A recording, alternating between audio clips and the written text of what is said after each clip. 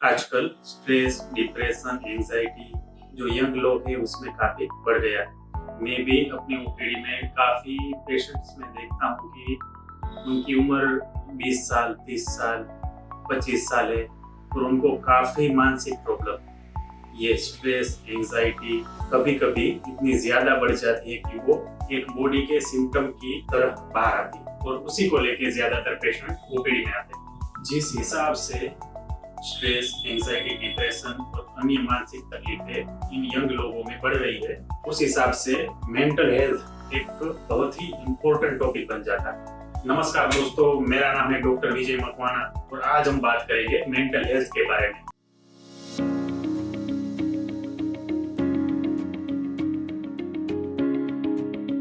और ये कुछ आगे के वीडियोस मोस्टली मेंटल हेल्थ के बारे में रहेंगे, जिसमें हम बात करेंगे मेंटल हेल्थ क्या है, माइंड क्या है, एंजाइटी, डिप्रेशन वगैरह क्या है, कैसे होते हैं और उससे बचने के लिए क्या करें, और अगर आपको ऐसी तकलीफ है तो तब क्या करें। सबसे पहले माइंड और बॉडी का जो रिलेशन है वो जानना बहुत जरूरी है। माइंड और बॉडी एक दूसरे के साथ बहुत कनेक्टेड रहते हैं। इसको समझने के लिए हम एक थियरी ले लेते हैं जिसको बोलते हैं गट ब्रेन रिलेशनशिप, यानी कि आपका पेट और आपका ब्रेन एक दूसरे के साथ हमेशा जुड़े हुए रहते हैं, करण अर्जुन की तरह। अगर माइंड में कुछ ज्यादा स्ट्रेस हो तो पेट में गड़बड़ हो जाती है, और अगर जब हमको पेट में गड़बड़ हो, एसिडिटी, डायरिया, इंडाइजेशन, तब हमारा माइंड 24 घंटे उसी में लगा रहता है। तो ऐसा क्यों होता है? एक एग्जांपल ले लेते हैं कि अगर आपका पेट खराब है, आपको इंडाइजेशन है, डायरिया है या फिर सामान्य एसिडिटी है, तब आपका मन 24 घंटे उसी के बारे में सोचता रहेगा और आपको बाहर के एनवायरनमेंट में, बाहर के काम में आपको मन नहीं लगेगा। उसी तरह जब आपके माइंड में एंजाइटी होती है, फॉर एग्जाम्पल जब स्टूडेंट्स लोग एग्जाम के नजदीक आ जाते हैं, जस्ट कल एग्जाम होने वाला है, तो आज उनको डायरिया हो जाएगा, पेट खराब हो जाएगा, गैस एसिडिटी हो जाएगी, अचानक से वीकनेस हो जाएगी, बोलने लगेंगे कि पेट में बहुत ज्यादा तकलीफ है। ये क्यों होता है? क्योंकि हमारा माइंड और हमारा पेट दोनों एक दूसरे से कनेक्टेड रहते हैं। हमारा ब्रेन और हमारा माइंड है तो एक दूसरे से जुड़े हुए, पर दोनों का जो काम है वो एक दूसरे से बहुत अलग। हमारा ब्रेन है वो बेसिकली एक कंप्यूटर की तरह। हमारा ब्रेन क्या करता है, वो बाहर से इंफॉर्मेशन लेता है, उसको एनालाइज करता है और योग्य रिस्पॉन्स देता है। एक एग्जांपल ले लेते हैं कि अगर आपने किसी गर्म चीज को छू लिया खुद से, तो ये गर्म सेंसेशन हाथ के द्वारा ब्रेन तक पहुंचते हैं। ब्रेन एनालाइज करता है ये भाई ये तो गर्म है, जल्दी से हाथ ले लो, और हाथ को ऑर्डर देता है कि भाई हाथ फटाफट तुरंत वहां से ले लो। माइंड ब्रेन से बिल्कुल अलग तरह काम करता है। माइंड क्या करता है, माइंड जो पास्ट के एक्सपीरियंस होते हैं, जो पास्ट की हमारी फीलिंग्स होती है, उसके बेसिस पे काम करता है कि भाई ये तकलीफ तो एक बार हो गई है, इससे हमें और हमारे बॉडी को तकलीफ पहुंचती है, तो ये नहीं होना चाहिए।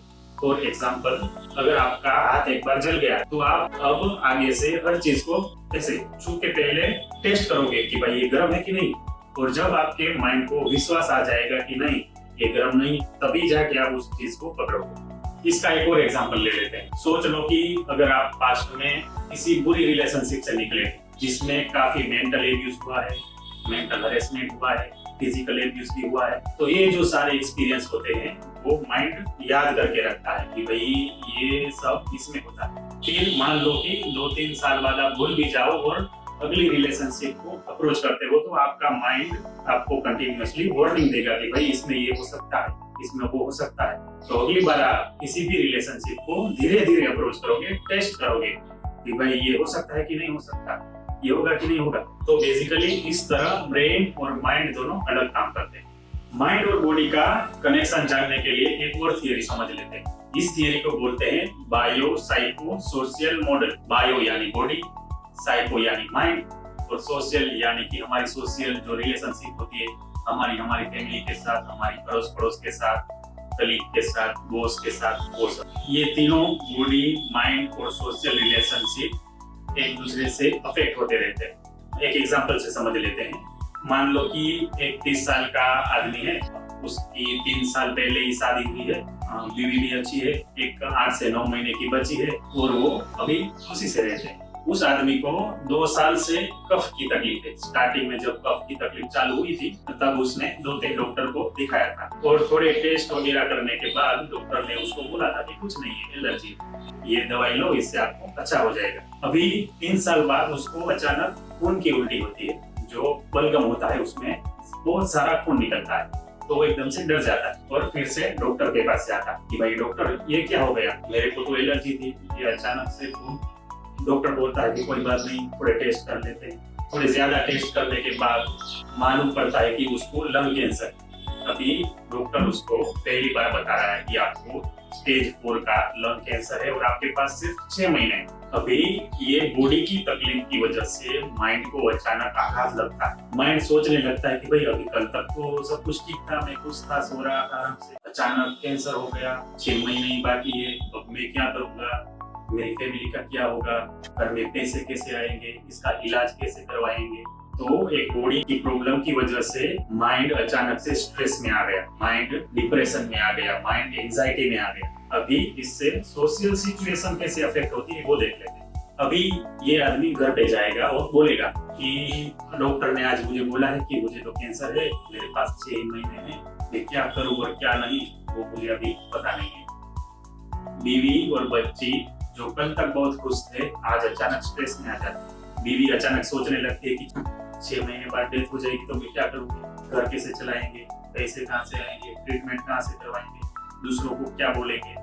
और इस तरह एक बीमारी की वजह से घर में अभी टेंशन का माहौल हो गया। घर में जो भी खुशियां थी वो चली गई और घर में सभी टेंशन में। वो आदमी जब अपने बॉस को बताता है कि भाई मुझे कैंसर है और ऐसा 6 महीने का ही बोला है, तो बॉस उनको बोलता है कि फिर आप जॉब नहीं कर सकते हो, आप जॉब से अनफिट, जॉब से निकाल देते हैं। तो ये एक बीमारी की वजह से अभी उसकी जॉब भी चली गई। आसपास के लोगों को भी खबर होने पे सब बोलते रहते हैं कि भाई इसको तो कैंसर है, इससे दूरी रहना, ये तो खांसी खाएगा तो शायद हमें भी हो जाएगी। कल तक जो आदमी बहुत खुश था, उस आदमी का अभी बॉडी भी तकलीफ में है, उसकी वजह से उसका माइंड भी तकलीफ में है, और ये बॉडी की एक बीमारी की वजह से उसके जो सोशल रिलेशनशिप थे, जो सोशल सिचुएशन थी, एनवायरमेंट था, वो भी अब बदल चुका। तो इस तरह बॉडी और माइंड एक दूसरे से कनेक्टेड रहते हैं। अगले वीडियो में हम जानेंगे कि एक हद से ज्यादा स्ट्रेस लंबे टाइम तक लेने पे हमारे बॉडी में क्या क्या बीमारी हो सकती है।